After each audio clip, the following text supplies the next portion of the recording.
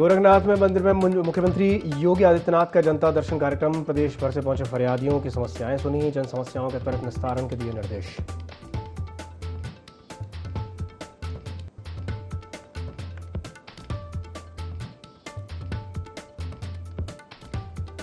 UP से STF ने फर्जी से शेल कंपनियों के गिरोह का किया भांडाफोड़। एक चीनी नागरिक समेत 3 आरोपी नोएडा से गिरफ्तार। आरोपियों पर हवाला और अवैध धन लेन देन में शामिल होने का आरोप।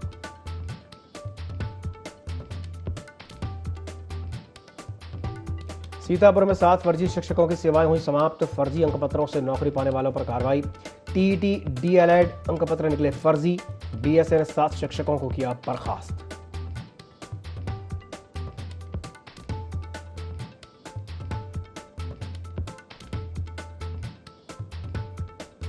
भारत नेपाल बॉर्डर पर घुसपैठ की कोशिश नाकाम। वारिस पंजाब ग्रुप से जुड़े 2 संदिग्ध गिरफ्तार।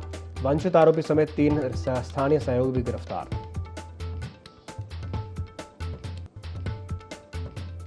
हापुड़ में आरएलडी में बड़ा राजनीतिक भूचाल। 38 इस्तीफे। पार्टी के 38 पदाधिकारियों ने सामूहिक इस्तीफा दिया। हापुड़ युवा जिलाध्यक्ष ने भी इस्तीफा दिया।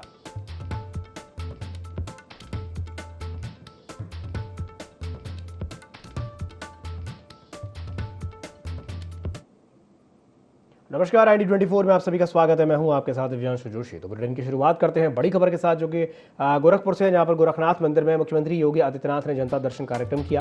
प्रदेश भर से फरियादी वहां पहुंचे और उन्होंने उनकी समस्याएं सुनी।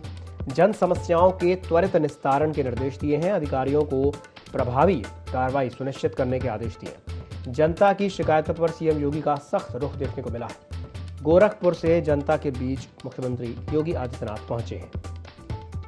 तो ये बड़ी खबर आपको बता रहे हैं गोरखपुर से, जहां पर गोरखनाथ मंदिर में मुख्यमंत्री योगी आदित्यनाथ ने जनता दर्शन कार्यक्रम का आयोजन किया है। प्रदेश भर से फरियादियों की समस्याएं सुनी।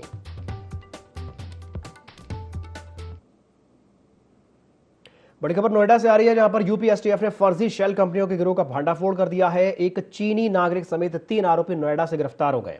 आरोपियों पर हवाला और अवैध लेन देन में शामिल होने का आरोप है। एसटीएफ ने 5 लैपटॉप, 9 मोबाइल फोन और दस्तावेज बरामद किए हैं। 2 चाइनीज पासपोर्ट, बैंक चेकबुक और पेन ड्राइव भी मिले। 15,40,000 रुपए नकद और खाते में 4 करोड़ 72 लाख रुपए बरामद किए गए। फर्जी कंपनियों के जरिए हवाला नेटवर्क चलाने का खुलासा हुआ है। थाना फेज 2 नोएडा में केस दर्ज हो गया है और मामले की जांच जारी है। तो ये खबर आपको बता रहे हैं नोएडा से, यूपी एसटीएफ ने फर्जी शेल कंपनियों के गिरोह का भंडाफोड़ कर दिया है। एक चीनी नागरिक समेत 3 आरोपी नोएडा से गिरफ्तार हो गए। आरोपियों पर हवाला और अवैध लेन देन में शामिल होने का आरोप है। एसटीएफ ने 5 लैपटॉप, 9 मोबाइल फोन और कुछ डॉक्यूमेंट जब्त किए। 2 चाइनीज पासपोर्ट, बैंक चेकबुक और पेन ड्राइव भी मिले हैं। 15,40,000 रुपए नकद और खातों में 4 करोड़ 72,000 रुपए बरामद किए गए।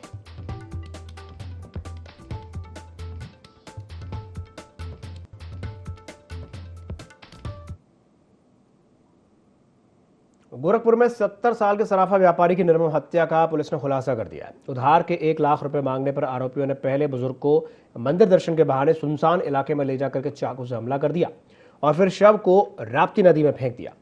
सीसीटीवी फुटेज की मदद से पुलिस ने 2 आरोपियों और एक किशोर को गिरफ्तार कर लिया है, जबकि एक अन्य आरोपी की तलाश अभी जारी है।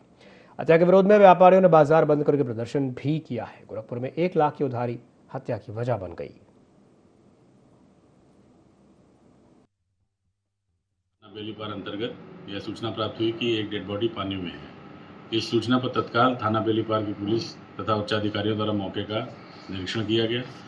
निरीक्षण के उपरांत उक्त डेड बॉडी मृतक जो है उनका नाम रामलाल वर्मा पाया गया।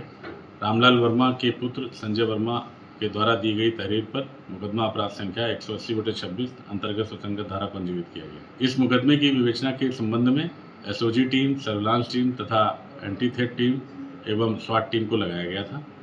आरंभिक जांच के दौरान यह बात प्रकाश में आई कि अंशु दुबे व प्रिंस पांडे के द्वारा उक्त घटना कारित की गई है। इनमें से 3 व्यक्तियों को हिरासत में लेकर के पूछताछ जारी है। एक अन्य व्यक्ति की गिरफ्तारी के लिए टीम रवाना है। रायबरेली में खेल प्रतिभाओं को मंच देने के उद्देश्य से 3 दिवसीय अंतर जनपदीय हॉकी टूर्नामेंट का आयोजन किया गया है, जहां पर इसका शुभारंभ हो गया है। मोतीलाल नेहरू स्टेडियम में आयोजित इस प्रतियोगिता का उद्घाटन पुलिस अधीक्षक रवि कुमार ने किया। टूर्नामेंट में रायबरेली, लखनऊ, सीतापुर और लखीमपुर की टीमें हिस्सा ले रही हैं। उद्घाटन के अवसर पर एसपी ने खिलाड़ियों से परिचय प्राप्त किया और उन्हें खेल भावना, अनुशासन और निष्पक्षता के साथ मुकाबले खेलने का संदेश दिया। उन्होंने कहा कि खेल केवल हार जीत का माध्यम नहीं है, बल्कि युवाओं में टीम भावना, आत्मविश्वास और सकारात्मक सोच विकसित करने का एक सशक्त जरिया है। ये प्रतियोगिता 24 से लेकर 26 जुलाई तक आयोजित की जाएंगी।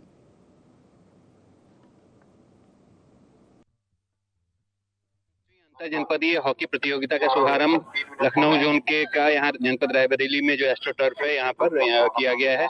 आज कुल 4 जनपदों की 6 टीमें आई हैं, महिला पुरुष मिलाकर। आज से इनका शुभारंभ है, आज कल और परसों इनका समापन कार्यक्रम है। तो हमारी सभी शुभकामनाएं कि सभी अच्छे से खेलें, सुरक्षित खेल खेलें और साथ ही साथ खेल भावना का सम्मान करते हुए टीम भावना को विकसित करें। लखनऊ में विभिन्न छात्र संगठनों ने जंतर मंतर पर 20 जुलाई को प्रदर्शनकारियों पर हुए लाठीचार्ज के विरोध में प्रदर्शन किया। प्रदर्शन में आहिसा, एसएफआई, एनएसयूआई और समाजवादी छात्र सभा समेत अन्य संगठनों के छात्र शामिल हुए।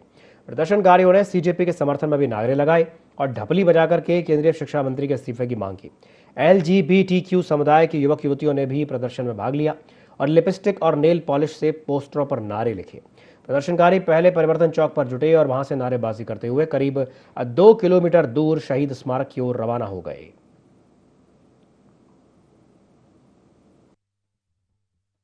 जंतर मंतर के बाद राजधानी लखनऊ में भी छात्रों का प्रदर्शन देखने को मिल रहा है। इस वक्त हमारी मौजूदगी परिवर्तन चौक पर है और यहाँ पे तस्वीरों में आप देख सकते हैं जो नीट के जो छात्र हैं वो हाथों में इस तरीके के पोस्टर लेके शिक्षा मंत्री धर्मेंद्र प्रधान के इस्तीफा देने की जो छात्र है वो मांग करते हुए नजर आ रहे हैं। हाथों में आप देख सकते हैं लोकतंत्र का प्यारा मोदी, तमाम तरीके की जो है इस तरीके के जो छात्र हैं यहाँ पोस्टर लिए, इनसे बात करते हैं। क्या लगता है जंतर मंतर के बाद लखनऊ में भी प्रोटेस्ट शुरू हो गया है, कितना असर राजधानी लखनऊ में पड़ने वाला है इस प्रोटेस्ट से? दिल्ली जंतर मंतर के बाद लखनऊ, उत्तर प्रदेश की राजधानी लखनऊ में अब दोबारा दूसरा जंतर मंतर बनेगा।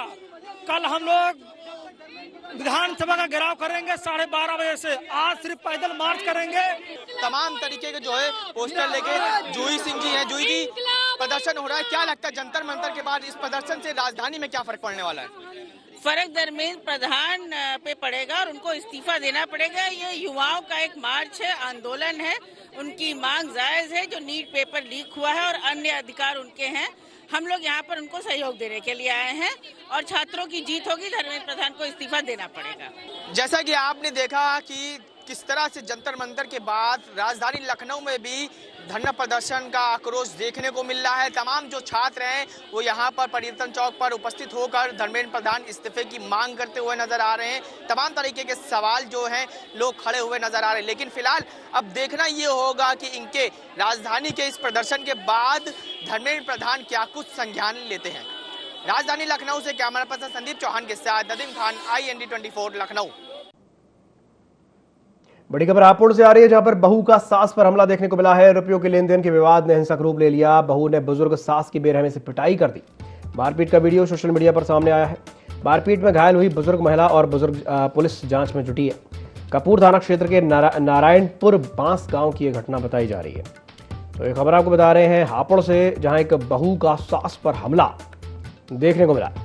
पैसों के लेन देन के विवाद ने हिंसक रूप ले लिया, जहां एक बहू ने बुजुर्ग सास की बेरहमी से पिटाई की है। मारपीट का वीडियो सोशल मीडिया पर वायरल हो गया। मारपीट में बुजुर्ग महिला घायल हो गई। फिलहाल पुलिस मामले की जांच में जुटी है। कपूर थाना क्षेत्र के नारायणपुर बांस गांव की यह घटना बताई जा रही है। तो इन तस्वीरों में देख सकते हैं किस तरह से ये जो सास है, इसके माथे पर पट्टी बंधी हुई है और बेरहमी से मारपीट हुई है। ये मारपीट की जो घटना है ये भी सीसीटीवी कैमरे में कैद हुई है। बीच रास्ते पर बहू अपनी सास को मारते पीटते हुए सीसीटीवी कैमरे में कैद हो गई।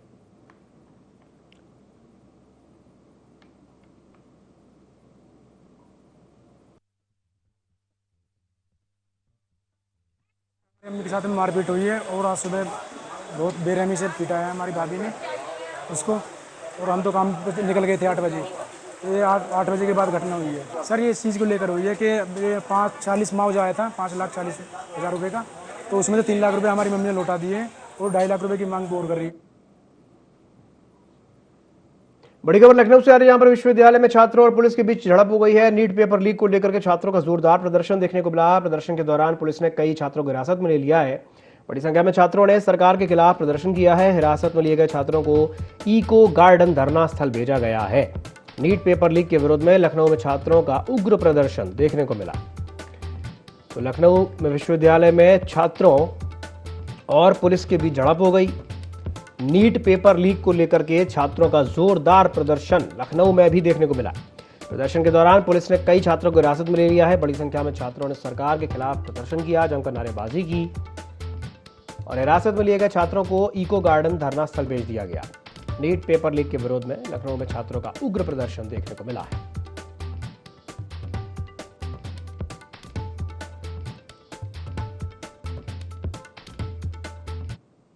भारत और नेपाल सीमा पर एसएसबी और रुपई डीहा पुलिस की संयुक्त टीम ने बड़ी कार्रवाई करते हुए अवैध घुसपैठ की कोशिश कर रहे 2 संदिग्धों को गिरफ्तार कर लिया। गिरफ्तार आरोपियों में एक पंजाब का वांछित अपराधी बताया जा रहा है, जिसकी तलाश पंजाब पुलिस लंबे अरसे से कर रही थी। पुलिस के मुताबिक दोनों संदिग्ध वारिस पंजाब दे ग्रुप से जुड़े हुए हैं और नेपाल के रास्ते भारत में प्रवेश करने की कोशिश कर रहे थे। इस मामले में उनकी मदद करने वाले 3 स्थानीय लोगों को भी गिरफ्तार किया गया है। बहराइच पुलिस ने पंजाब पुलिस को सूचना दे दी है और सभी आरोपियों के खिलाफ आगे की कानूनी कार्रवाई की जा रही है।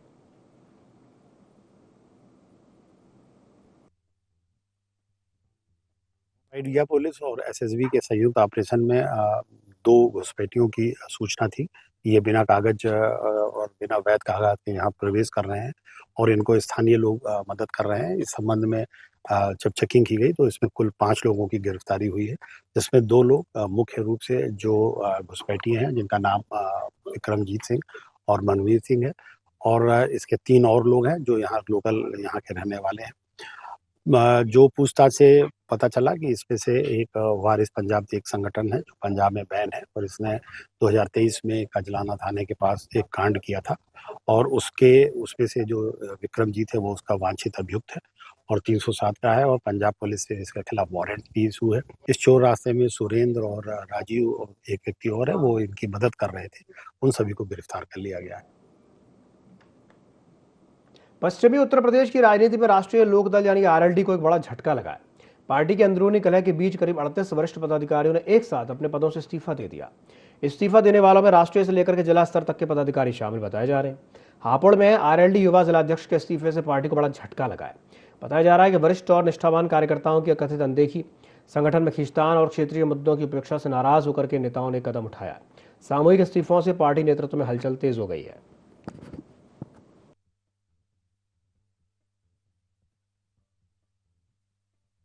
तो प्रेस वार्ता राष्ट्रीय लोकदल के हापुड़ जिले के राष्ट्रीय लोकदल के जितने भी हमारे राष्ट्रीय के, क्षेत्रीय के और प्रदेश के और जिले के और यूथ के जो भी पदाधिकारी हैं उन लोगों ने एक प्रेस वार्ता रखी है और उद्देश्य ये है कि हापुड़ में पिछले महीने 24 जून को एक कार्यक्रम हुआ जिसके अंदर जो है मीडिया में भी वो बात आई और उसमें एक जो है गलत कार्य हुआ जिसमें गाली गलौज हुई हमारे जितेंद्र जी जो विधि प्रकोष्ठ के जिलाध्यक्ष हैं उनके साथ और सभी कार्यकर्ता और पदाधिकारी के साथ एक गाली गलौज एक हमारे पदाधिकारी द्वारा करी गई।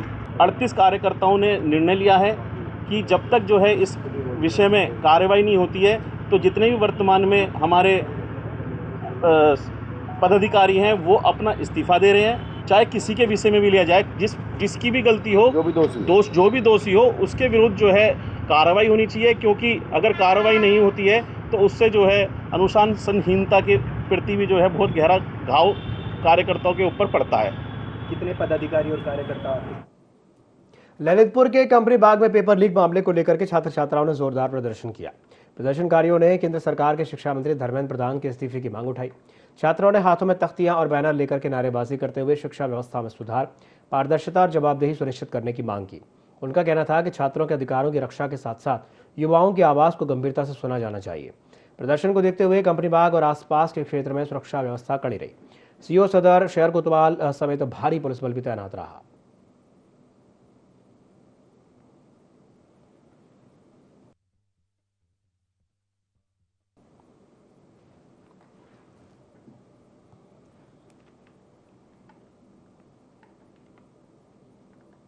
श्रावण मास में कांवड़ यात्रा को लेकर के एटा पुलिस सब पूरी तरह से अलर्ट है। एसपी सिटी श्वेता पांडे ने सीओ सिटी कृतिका सिंह के साथ थाना बागवाला क्षेत्र स्थित परसौन शिव मंदिर का निरीक्षण करके सुरक्षा और व्यवस्थाओं का जायजा लिया।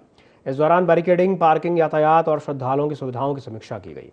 अधिकारियों ने पर्याप्त पुलिस बल की तैनाती, लगातार पेट्रोलिंग और संदिग्ध गतिविधियों पर कड़ी नजर रखने के निर्देश दिए।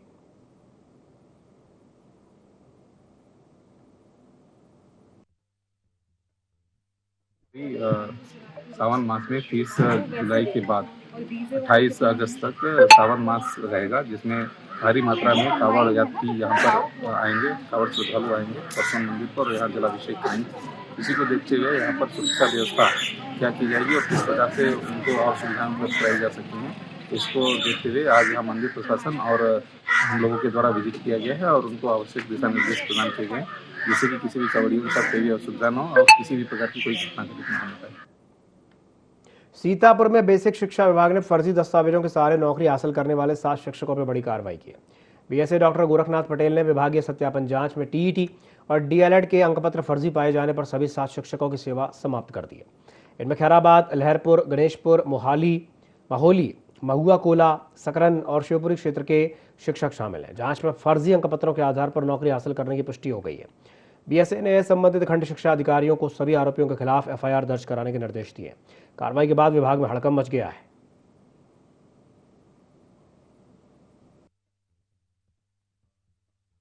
शिक्षक 12,460 चयन में चयनित थे। विगत इनके डॉक्यूमेंट जो टेट के डॉक्यूमेंट हैं, कुछ के डीएलएड के डॉक्यूमेंट सत्यापन में फर्जी मिले, सत्यापन में गलत मिले हैं।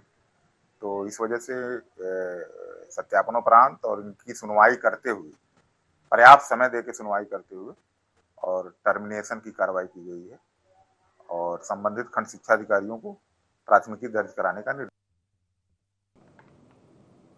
खबर रायपुर से, जहां पर प्राइवेट अस्पताल पर लापरवाही का आरोप लगा है। भर्ती महिला मरीज को अल्ट्रासाउंड के लिए बाहर भेजा गया था और एम्बुलेंस में रास्ते के दौरान ही महिला मरीज की मौत हो गई। मौत के बाद परिजनों ने वार्ड बॉय के साथ मारपीट की है। वार्ड बॉय को अस्पताल परिसर में बुरी तरह से पीटा गया है। मारपीट की घटना सीसीटीवी कैमरे में कैद हो गई है। पीड़ित वार्ड बॉय ने थाने में तहरीर दे दी। रायपुर देहात थाना क्षेत्र के ब्लूम हॉस्पिटल का यह मामला बताया जा रहा है। तो एक खबर आपको बता रहे हैं हापुड़ से, जहां पर प्राइवेट हॉस्पिटल पर लापरवाही का आरोप लगा है। भर्ती महिला मरीज को अल्ट्रासाउंड के लिए बाहर भेजा गया था और एम्बुलेंस में रास्ते में ही महिला मरीज की मौत हो गई और मौत के बाद परिजनों ने वार्ड बॉय के साथ ही मारपीट कर दी। वार्ड बॉय को अस्पताल परिसर में बुरी तरह से पीटा गया। मारपीट की वारदात सीसीटीवी कैमरे में कैद हो गई। देखिए, इन तस्वीरों में देखा जा सकता है किस तरह से बड़ी बेरहमी से वार्ड बॉय के साथ पिटाई की गई है। जो शख्स लाल टी शर्ट में दिखाई दे रहा है, ये वार्ड बॉय है जिसे मरीजों के परिजनों ने बेरहमी से पीटा है। हापुड़ देहात थाना क्षेत्र के ब्लूम हॉस्पिटल का यह मामला बताया जा रहा है।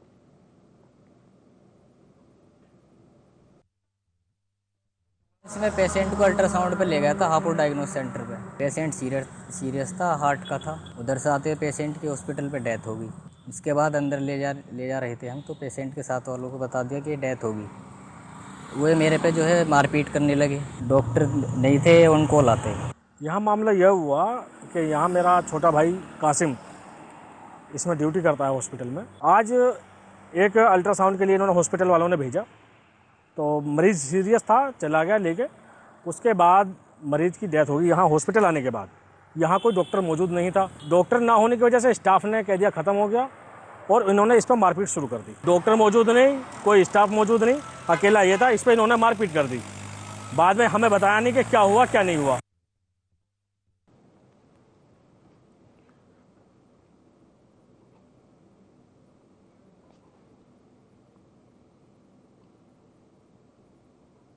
लखनऊ क्षेत्रीय पासपोर्ट कार्यालय की ओर से 1 अगस्त को विशेष पासपोर्ट सेवा अभियान आयोजित किया जाएगा। अभियान के तहत 4 पासपोर्ट सेवा केंद्रों और 33 पोस्ट ऑफिस पासपोर्ट सेवा केंद्रों पर अतिरिक्त अपॉइंटमेंट स्लॉट उपलब्ध कराए गए हैं।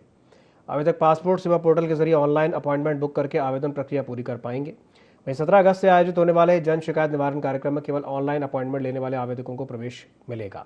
ऑफलाइन पंजीकरण और प्रवेश पूरी तरह से बंद रहेगा। आवेदकों से मूल दस्तावेज और प्रतियों के साथ निर्धारित समय पर पहुंचने की अपील की गई है।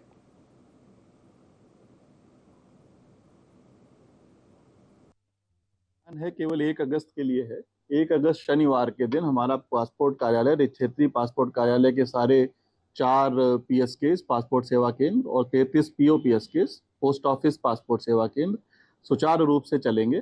इसके माध्यम से जिन भी आवेदकों को अपॉइंटमेंट देर से मिल रहा है या ऑलरेडी बहुत देर का मिला हुआ है और उनको लगता है कि उनकी कोई अर्जेंसी है, इमरजेंसी है, तो उन सभी लोगों को इसके माध्यम से सेवाएं मिल पाएंगी और वो आज से आवेदन को रिशेड्यूल कर सकते हैं या नया आवेदन ले सकते हैं। ये एक अच्छा संकेत है कि हमारे पास इतनी जागरूकता आई है कि हमारे ना केवल अपने क्षेत्र देश के अंदर बल्कि विदेशों में भी अपने अवसरों।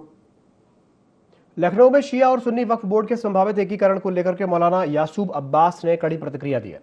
उन्होंने उत्तर प्रदेश से अपील की है, सरकार से अपील की है कि किसी भी फैसले से पहले सभी पक्षों की राय और धार्मिक संवेदनशीलताओं को ध्यान में रखा जाए। मौलाना ने कहा कि वक्फ से जुड़े मामलों में पारदर्शिता और सभी समुदायों के हितों का ध्यान रखना जरूरी है।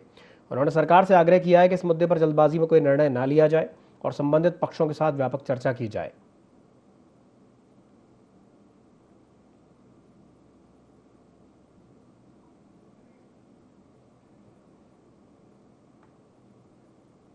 इसी के साथ बुलेटिन में फिलहाल के लिए इतना ही। दीजिए इजाजत। नमस्कार।